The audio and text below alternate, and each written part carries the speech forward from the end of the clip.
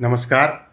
किसी भी कुंडली में विद्या दिशा ज्ञान योग कब बनता है, इस पर हम चर्चा करेंगे। कुंडली के द्वितीय भाव तथा उसके स्वामी पर पड़ने वाला प्रभाव विद्या की दिशा का सूचक होता है। कुंडली में विद्या का स्थान दूसरा है, अर्थात दूसरा भाव विद्या का स्थान है।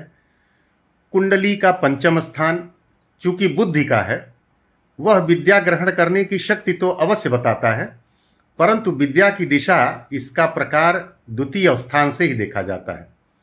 अतः जिस प्रकार का प्रधान भाव द्वितीय भाव तथा उसके स्वामी पर होता है, जातक उसी प्रकार की विद्या ग्रहण करता है। जैसे सूर्य, राहु तथा शनि, यह चिकित्सा के क्षेत्र के ग्रह हैं।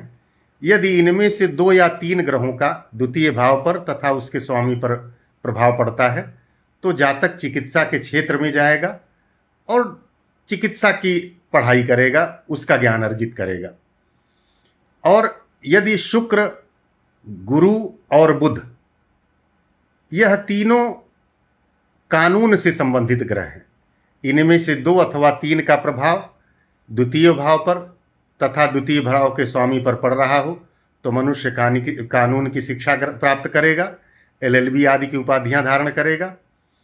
यदि द्वितीय भाव तथा उसके स्वामी पर शनि तथा मंगल का प्रभाव हो, तो जातक सेना में अथवा पुलिस की नौकरी से संबंधित शिक्षा प्राप्त करेगा और उस दिशा में आगे बढ़ेगा। यदि द्वितीय भाव का स्वामी पर पापी अष्टमेश का प्रभाव हो और अष्टम भाव तथा अष्टमेश भी पाप के प्रभाव में हो, तो जातक विदेश जाकर विद्या प्राप्त करता है। धन्यवाद।